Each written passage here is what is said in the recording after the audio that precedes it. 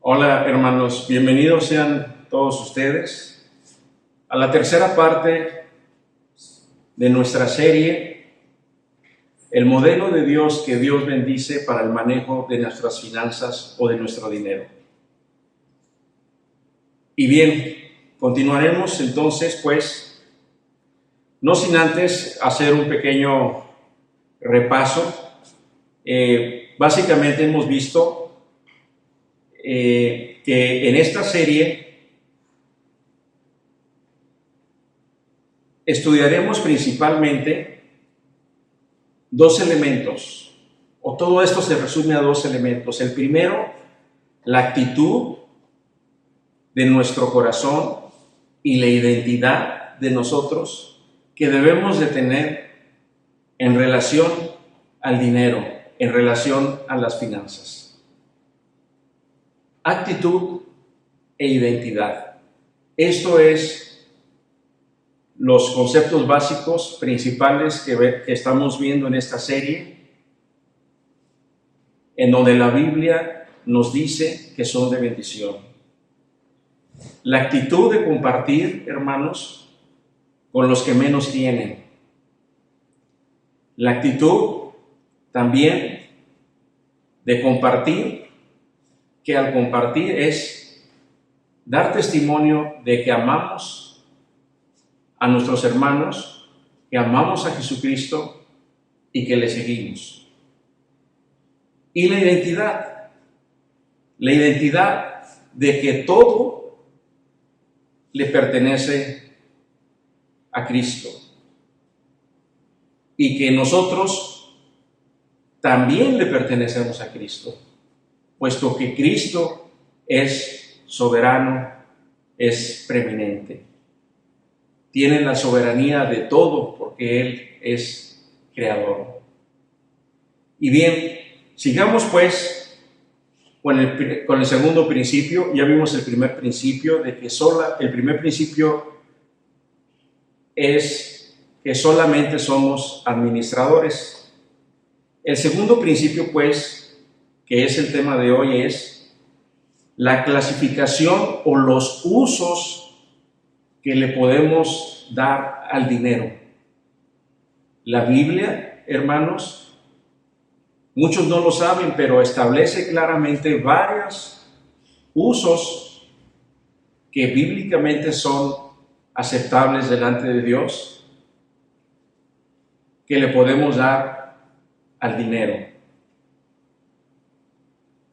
Antes que nada, resulta obvio que el producto de nuestro trabajo, el producto de nuestro esfuerzo, de lo que nosotros ganamos, obtenemos, pues principalmente lo utilizamos para cubrir nuestras necesidades. Eso es el principal motivo por el cual trabajamos, para suplir las necesidades que hay en nuestra casa, alimentar a nuestra familia, pagar la renta o la hipoteca, pagar las escuelas, dar alimento en casa, en fin, ¿verdad? Es decir, las primeras necesidades que cubrimos con lo que el Señor nos permite y nos da la gracia de obtener como producto de nuestro trabajo, es precisamente el suplir esas necesidades. Pero cuando suplimos esas necesidades, en algunas ocasiones o en la mayoría de las veces, hay algo extra. Y bueno, ¿qué uso le podemos dar al dinero aparte de suplir nuestras necesidades? Y bueno, eso es el tema del día de hoy. Y para ello veremos 6 ejemplos de usos que le podemos dar al dinero. Desde luego hay muchos más usos bíblicos que le podemos dar, pero vamos a ver 6 usos que podemos dar al dinero. El primer uso que le podemos dar al dinero, que es un uso bíblico, lo podemos encontrar en Proverbios 3, del 9 al 10. es diezmos y ofrendas. Honra a Jehová con tus bienes y con las primicias de todos tus frutos, y serán llenos tus graneros con abundancia, y tus lagares rebosarán de mosto. Hermanos, la Biblia nos dice que honremos a Dios con las primicias de lo que nosotros obtenemos por medio de nuestro trabajo. Lo primero que debemos de hacer, el primer uso que debe tener el dinero, después de satisfacer, más bien independientemente de satisfacer nuestras necesidades, es darle el diezmo al Señor. El 10% de lo que el Señor nos permite obtener, no nos pertenece. Recuerden que en realidad no nos pertenece nada. El Señor es el que nos da, dicho de otra manera, tener acceso al otro 90% de que Él nos permite obtener. Entonces, las primicias, lo primero es darle al Señor su diezmo. Y el Señor nos dice que si lo hacemos, dice que llenará nuestros graneros y que llenará nuestros lagares de mosto. Llenar nuestros graneros, en el lenguaje del Antiguo Testamento, hermanos, es el sinónimo de la abundancia, el sinónimo de la riqueza. No se manejaba tanto, aunque ya existían las monedas, pues realmente no había un banco donde tú podías tener una cuenta donde tuvieras tus ahorros o tus inversiones, sino que más bien tus inversiones se expresaban en lo que materialmente tenía valor, que eran cosechas, eran tierras, eran animales. Y bueno, el Señor dice que aquí habrá abundancia en tus cosechas, pero también en tus lagares estarán llenos de mosto. Un lagar, hermanos, es un recipiente grande en donde se ponen las uvas y se pisan. Bueno, era el proceso anterior en el cual se hacía el vino. Y el mosto es el jugo, o sea, al pisar la uva es el jugo de uva que sale como consecuencia de pisar las uvas. Es una forma también en el lenguaje de la época para decir que el Señor, si nosotros diezmamos y le damos las primicias que Él nos pide, Él llenará nuestros lagares, es decir, que también habrá abundancia en la cosecha de la uva y del vino. Y bien, y el segundo uso que veremos es compartir tu abundancia. Compartir nuestra abundancia. Vayamos a Proverbios 11, capítulo 24, y la palabra de Dios dice: hay quienes reparten y les es añadido más, y hay quienes retienen más de lo que es justo, pero vienen a pobreza. El alma generosa será prosperada, y el que saciare, él también será saciado. Hermanos, compartir la abundancia se refiere a compartir tus ganancias. La Biblia nos dice que debemos de dar a otros de nuestras ganancias. No dice que debes de dar de lo que ya tienes. Debes de dar, aquí particularmente dice, de tus ganancias. Y que si lo hacemos, si nosotros hacemos esto, seremos retribuidos con más. Para ello, quisiera referirme a un ejemplo que recientemente me tocó ser testigo en una junta ministerial en donde un hermano pudo detectar la necesidad de otro por medio de la plática, y ese hermano le entregó, Dios le puso en el corazón que le diera, que lo ofrendara, que le diera una ayuda. Al terminar la reunión, el hermano que le dio la ofrenda recibió un diezmo al terminar la reunión por otro hermano 5 veces mayor de que lo que le había dado. Todos los que estábamos ahí pudimos ver y quedamos asombrados cómo Dios cumple su palabra, hermanos. Quedamos asombrados porque esta palabra es cierta. Aquel que reparte de su abundancia cosechará más, dice la palabra.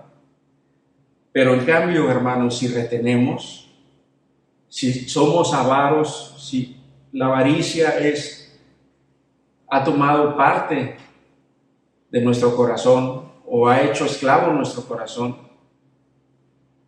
de tal manera que solamente acapara, que no permite que el ciclo del dar y recibir se dé.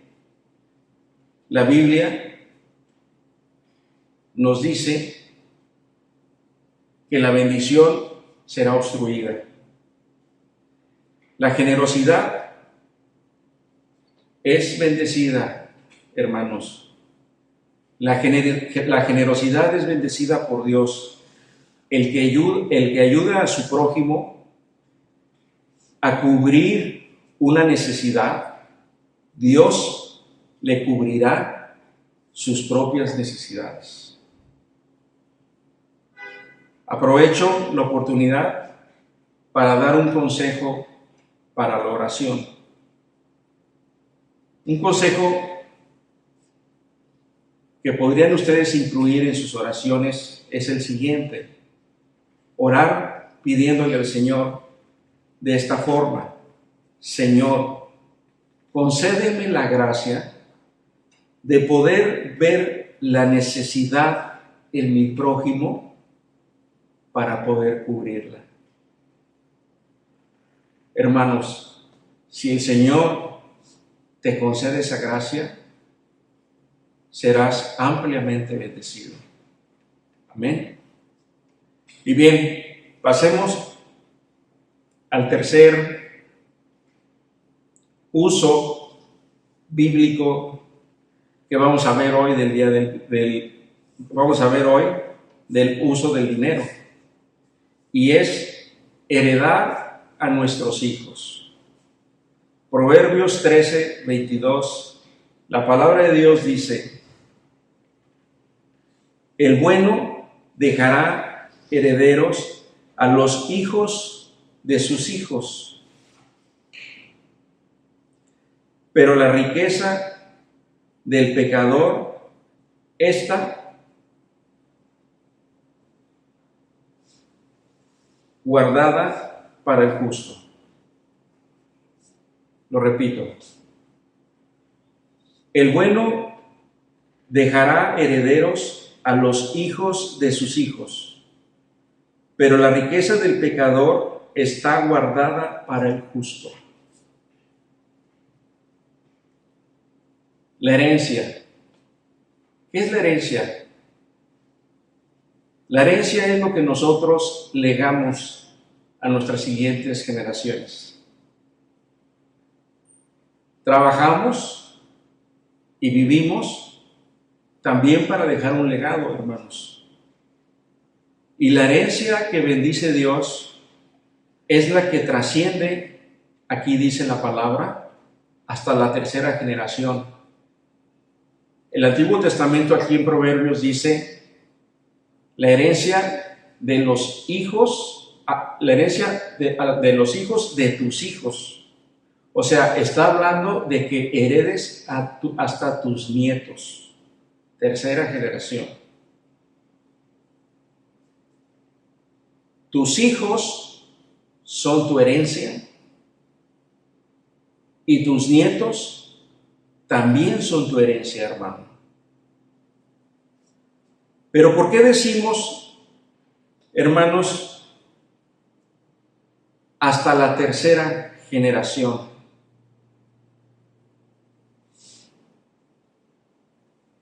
¿Por qué decimos herencia hasta la tercera generación?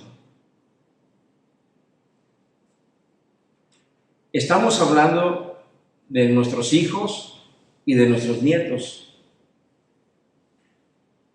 Miren, hermanos, escuchen esto.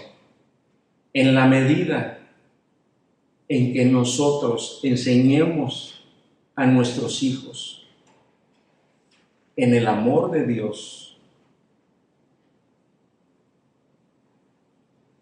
en la medida en que enseñemos y eduquemos a nuestros hijos en el amor de Dios, estaremos sembrando para que coseche no solamente nuestro hijo, sino nuestro nieto.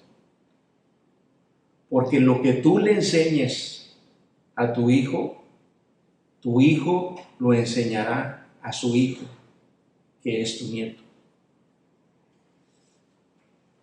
Porque esto, hermanos, es lo que Dios bendice. La bendición trasciende a la tercera generación.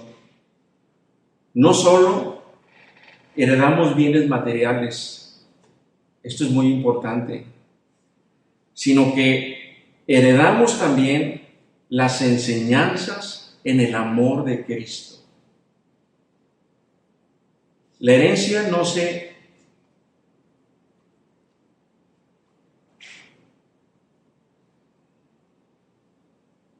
concede o no se simplifica solamente en cuestiones materiales, no se refiere a cuestiones materiales. La herencia también es en las cosas morales, en el amor a Cristo, en la espiritualidad, en las riquezas en gloria de Cristo Jesús. De esta manera, hermanos, si lo hacemos así, estamos perpetuando en nuestras generaciones futuras la herencia de las enseñanzas del amor en Cristo y de las riquezas en Cristo Jesús. Y por otro lado, hermanos, las riquezas que son deshonestas, las riquezas obtenidas de mala manera, de forma en que ofenden a Dios, estas se perderán irremediablemente, porque no sembraste, porque no cosechaste en tierra firme. Entonces no habrá que segar en la tercera generación. Se acabarán, terminarán, y estas seguramente serán tomadas por quienes sí honren a Cristo. Al final, hermanos, Dios toma lo que es suyo. Al final todo es suyo. Él toma lo que es suyo y lo da a quien en realidad está dispuesto a honrarlo y a obedecerlo. El cuarto uso es honrar a nuestros padres. En Marcos 7, en el Evangelio de Marcos 7, versículo 10 al 13, la palabra de Dios dice lo siguiente. Por ejemplo, Moisés le dio la siguiente ley a Dios. Habla aquí Jesús a los fariseos. Honra a tu padre y a tu madre, y cualquiera que hable irrespetuosamente de su padre o de su madre tendrá que morir. Sin embargo, ustedes dicen que está bien que uno le diga a sus padres: lo siento, no puedo ayudarlos porque he jurado darle a Dios lo que le hubiera dado a ustedes. De esta manera, ustedes permiten que la gente desatienda a sus padres necesitados y entonces anulan la palabra de Dios para transmitir su propia tradición. Y este es solo un ejemplo entre muchos otros. Aquí, hermanos, podemos observar algo muy importante. Podemos observar aquí cómo nuestro Señor Jesucristo denuncia la religiosidad. Denuncia la religiosidad, la hipocresía y el fariseísmo. Los fariseos ponían de pretexto la ley de diezmar para decirle a sus padres, para deshonrarlos y decirle a sus padres que aunque ellos estuviesen en necesidad, no podían ayudarlos porque primero era el diezmo. Interesante lo que denuncia aquí nuestro Señor Jesucristo. Honrar a nuestros padres por medio de proporcionarles ayuda cuando ellos lo requieran es lo que Dios bendice. Dios, hermanos, bloquea la bendición si lo usamos de pretexto a Él para no darle a nuestros padres como lo hacían estos fariseos. Ay, discúlpame, papá, pero tengo que diezmar a la iglesia y no te puedo apoyar con lo que me pides o con lo que necesitas. Es importante,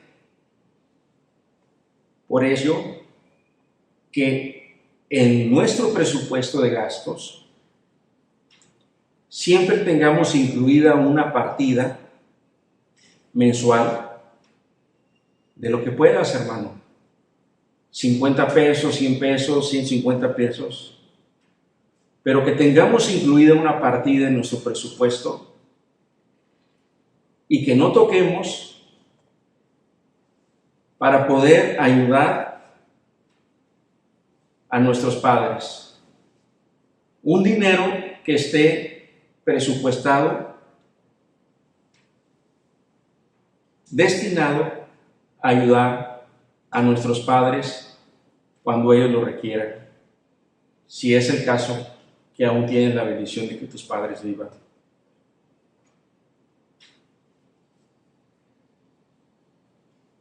Es estar también, amado hermano, atento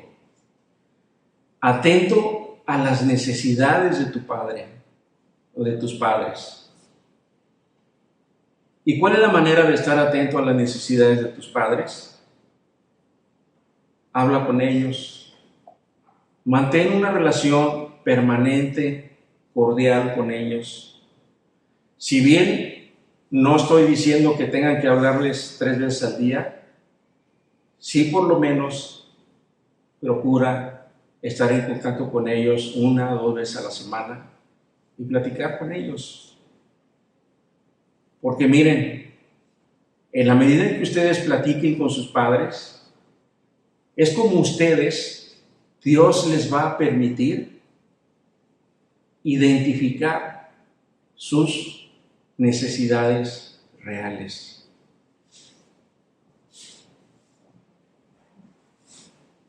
Platicando con ellos es como te darás cuenta si tu padre o tu madre tiene el refrigerador descompuesto desde hace varias semanas y no tiene dinero para repararlo, con las consecuencias que esto trae de no poder refrigerar el alimento. Dedicando con tu padre te puedes dar cuenta si está fallando el boiler, si está fallando la bomba. Te puedes dar cuenta si el coche de tu padre o de tu madre necesita una reparación. Te puedes dar cuenta si tu padre o tu madre está omitiendo tomar una medicina por falta de recursos. Por eso es importante, hermanos, y los exhorto a que estén en comunicación constante con sus padres, para que el Señor les conceda la gracia de poder identificar las necesidades en ellos.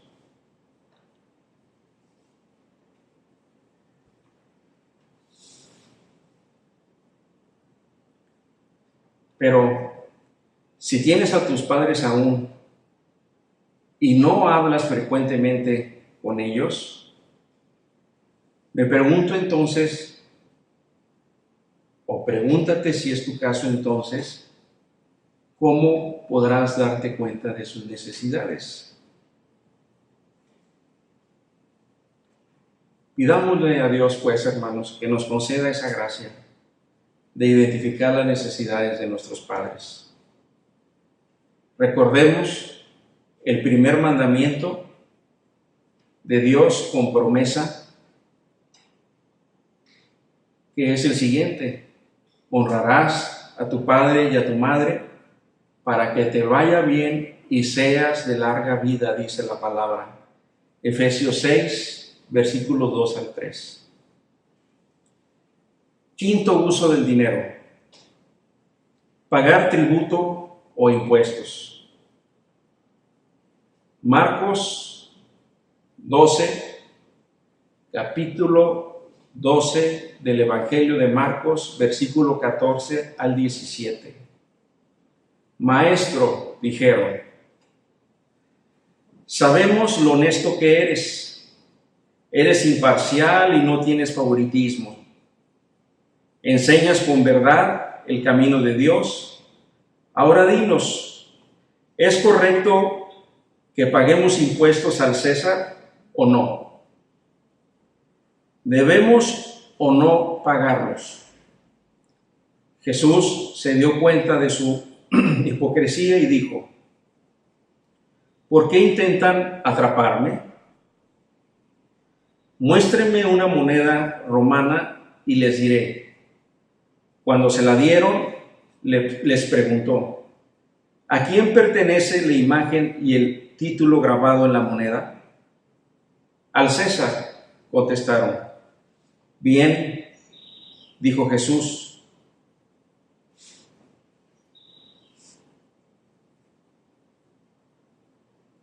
Entonces, den al César lo que pertenece al César y den a Dios lo que pertenece a Dios. Su respuesta los dejó totalmente asombrados. Hermanos, otro uso del dinero es pagar el tributo o los impuestos a la autoridad. Traducido en nuestro tiempo, esto significa presentar nuestras declaraciones de impuestos, pagar nuestros prediales para los que tengan propiedades, pagar los derechos para cuando se cambian placas, refrendos o servicios en general a la autoridad legal. No te esmeres, hermano, en buscar la forma de no pagar.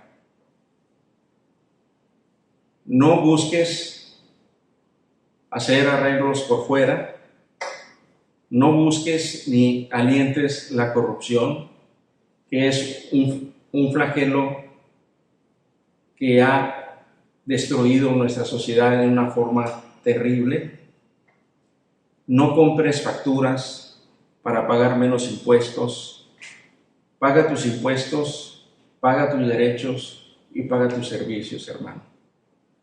Y por último, el sexto uso del dinero que vamos a ver el día de hoy, y es aquí en donde creo yo que el Señor va a hablar a nuestros corazones en forma muy poderosa, que va a transformar tu vida, créemelo. Da a los demás. Para ello vamos a ir a 2 de Corintios 9, del 6 al 7. Y la palabra dice: por esto digo, el que siembra escasamente, también segará escasamente. Y el que siembra generosamente, generosamente también segará. Cada uno dé como propuso en su corazón, no con tristeza, ni por necesidad, porque Dios ama al dador alegre. Amén. Hermanos, sembrar se refiere a dar. Hay una diferencia entre compartir y en dar. Compartir, tú tienes tu refresco, tu agua, la compartes con alguien. Ya hablamos de compartir las riquezas. Dar es algo que es tuyo, de tu propiedad, y que te desprendes de él por dárselo a otra persona.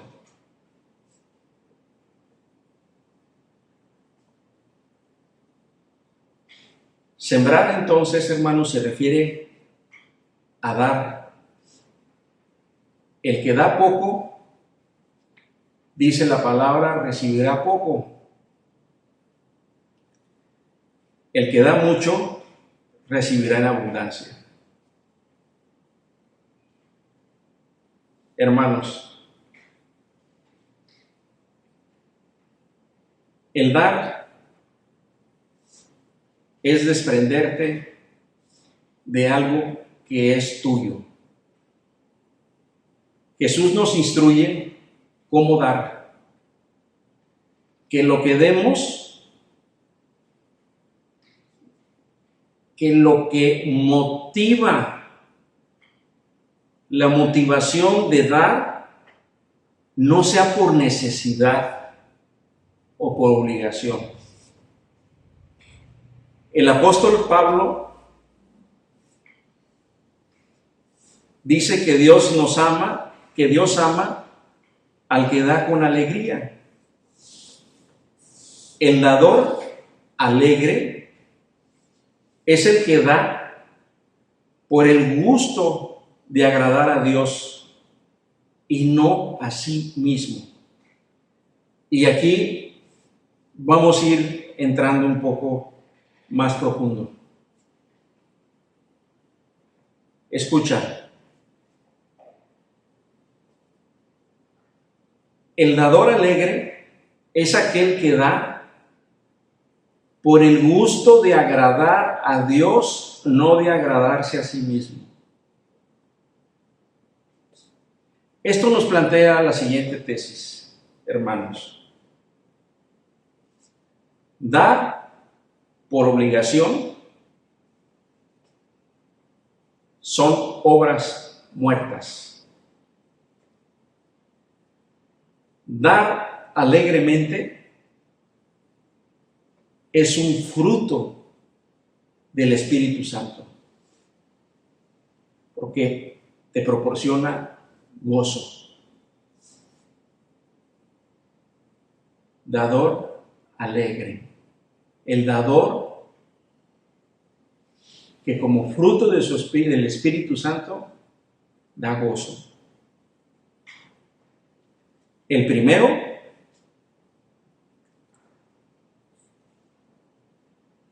me refiero al dar por obligación, es aquello que sale de nuestro corazón.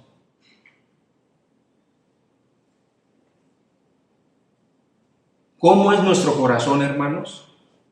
Pues es orgulloso, es egoísta. Entonces, lo hacemos para sentirnos bien. Pero lo hacemos para sentirnos bien con nosotros mismos. No lo hacemos porque en realidad estamos pensando en lo que vamos a bendecir. Estamos pensando solamente en lo que el hecho va a provocar en nosotros.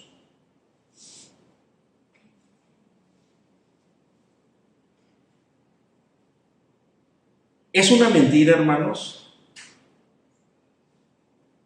pensar que lo hacemos por los demás.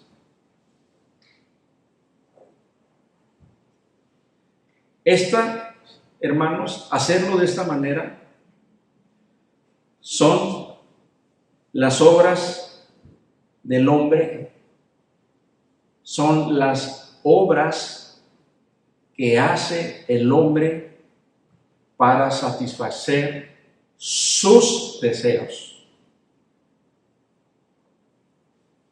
no los deseos de Dios, sus propios deseos. ¿Como cuáles? O necesidades, deseos o necesidades. ¿Como cuáles? Limpiar sus culpas, esconder su pecado, creerse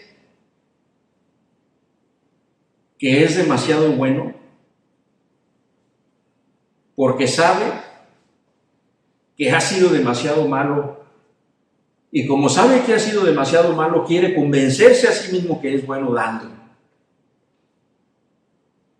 Amados hermanos, la gracia de Dios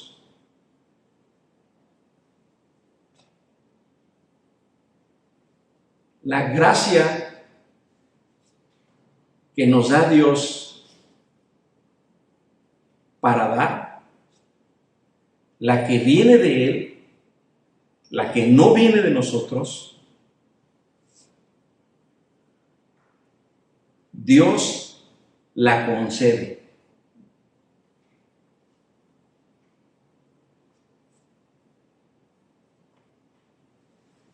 Dios la concede, es decir, no nace en nosotros. Si no sería una dádiva, sería un egoísmo. Sería tan solo una obra muerta. Dios la concede. No sale de nuestro corazón, porque nuestro corazón es malvado, dice la palabra. Amados hermanos, pongan mucha atención en lo que sigue, porque vamos a ir más adentro todavía en la palabra de Dios. Mucha atención, por favor. Aquellos que tengan dificultad para entender esto, lo pueden repetir y no se preocupen, es algo que vamos a estar en las siguientes prédicas hablando. Pero esto es una revelación de Dios que le da a su pueblo, que le ha dado a su pueblo. Voy a intentar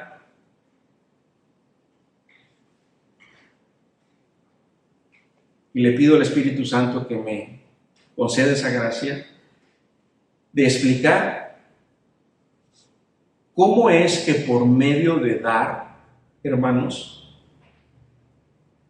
es el plan perfecto de nuestro Señor Jesucristo para equilibrar la abundancia en este mundo. Cómo a través de dar es el plan perfecto de nuestro Señor Jesucristo para equilibrar la abundancia en este mundo tan lleno de desigualdad. Y para ello, en el siguiente versículo, Pablo nos revela este plan secreto de Dios, que solo es revelado, hermanos, a quienes lo aman, a Cristo, y lo siguen como fieles discípulos. Vayamos pues a 2 de Corintios 8, versículos del 13 al 14. Pablo en 2 de Corintios 8, versículos 13 al 14 dice: porque no digo esto, se está refiriendo al dar, porque no digo esto para que haya para otros holgura y para vosotros estrechez, sino para que en este tiempo, con igualdad, la abundancia vuestra supla la escasez de ellos, para que también la abundancia de ellos supla la necesidad vuestra, para que haya igualdad. Amén.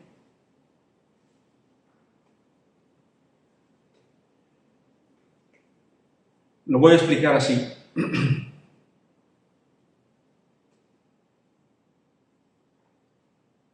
Aquí está el rico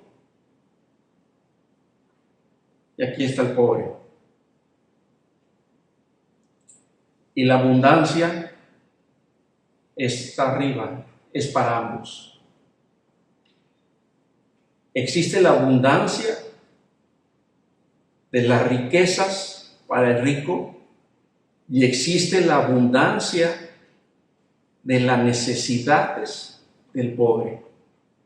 Si se fijan, ambos tienen abundancia. El rico de riqueza y el pobre de necesidad.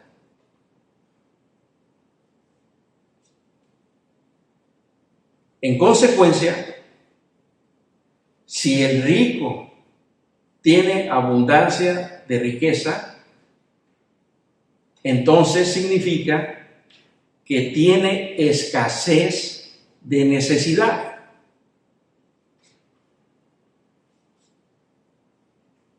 Y el pobre, que tiene abundancia de necesidad,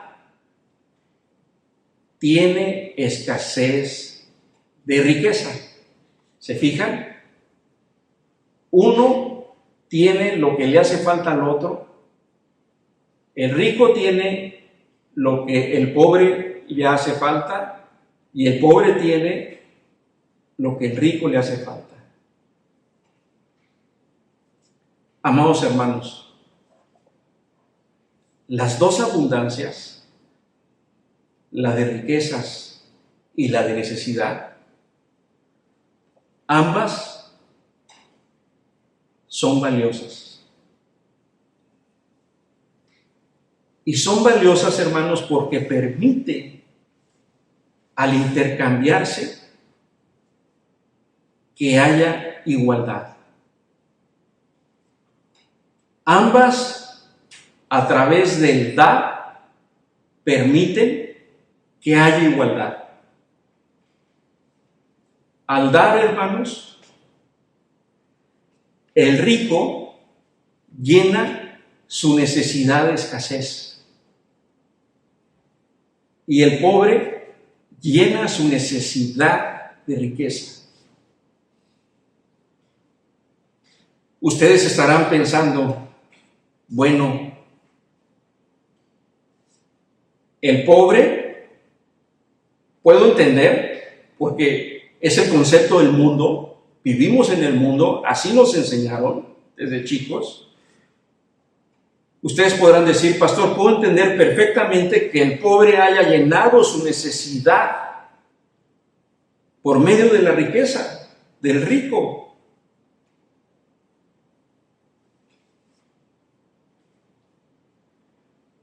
Pero ¿cómo entender que el rico pueda llenar su necesidad de escasez que le da el pobre al recibir a cambio su riqueza?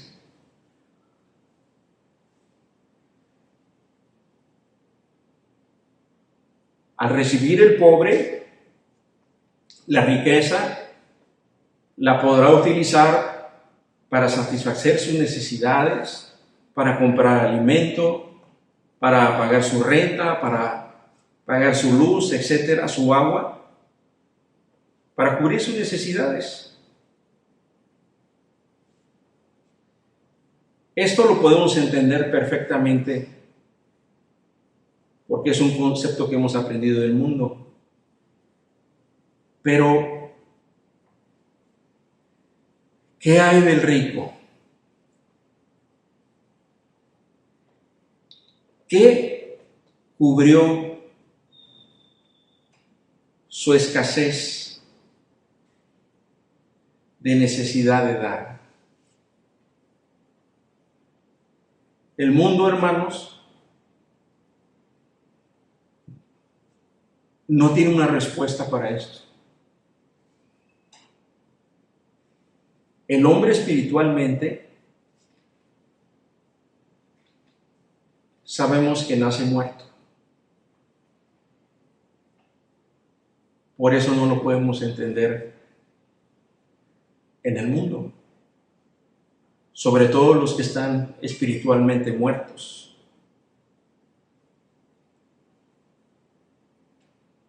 Porque el hombre que está espiritualmente muerto solo piensa en su provecho. Es egoísta por naturaleza. Entonces, podríamos pensar que no tiene ninguna necesidad de dar.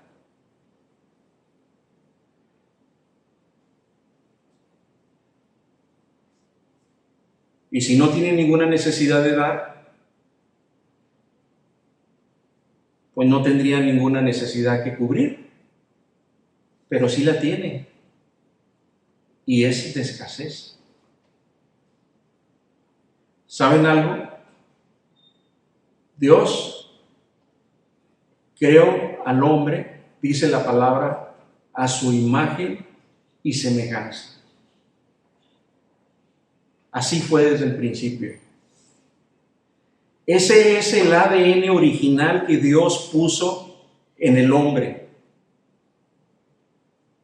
Ese es el ADN del discípulo de Cristo.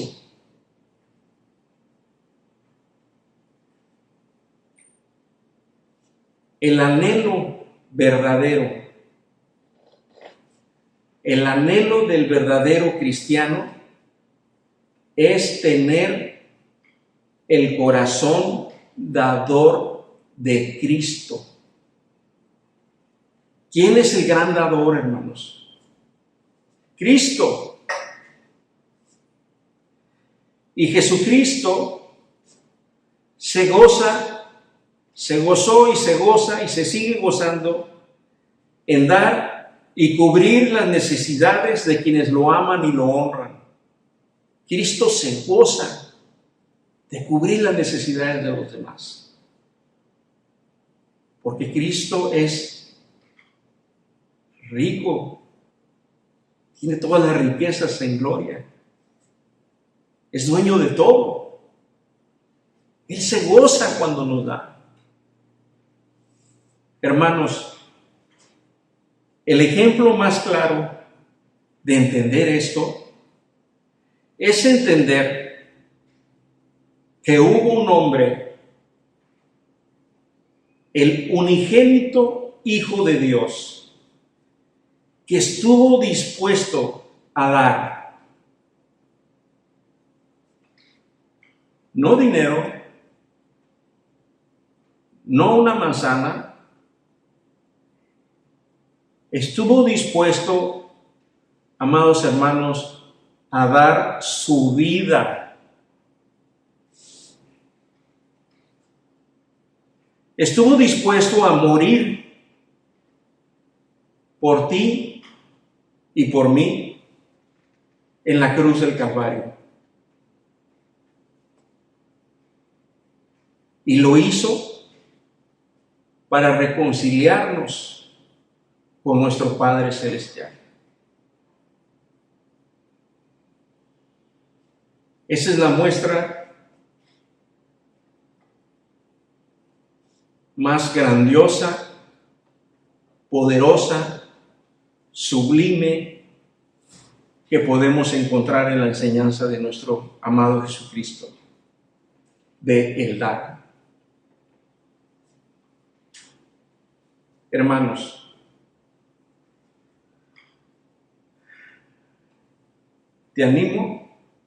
les animo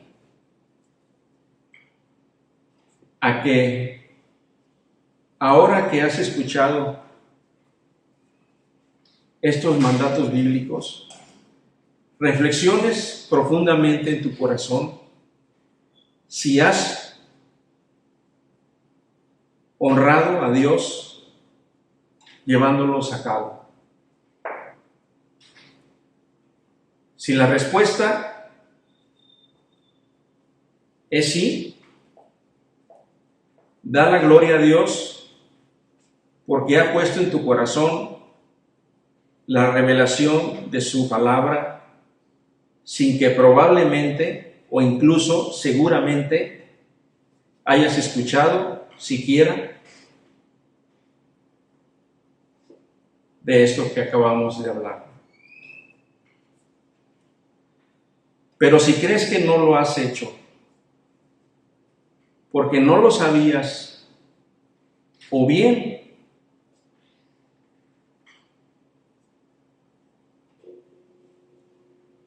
o porque en algunas ocasiones, aunque hayas tenido la oportunidad de hacerlo, no lo hiciste, pídele perdón a Dios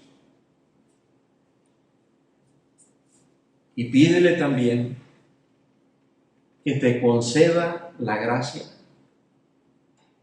de honrarle a través de obedecer su palabra. De esta manera, hermanos, al llevar a cabo en nuestras vidas la voluntad de Dios en relación a la provisión que Él nos da como producto de nuestro trabajo, de esta manera la bendición vendrá sobre nuestras vidas. Este, hermanos, es el modelo de finanzas que Dios bendice. Amén. Demos gracias a Dios, hermanos. Nos vemos el siguiente domingo.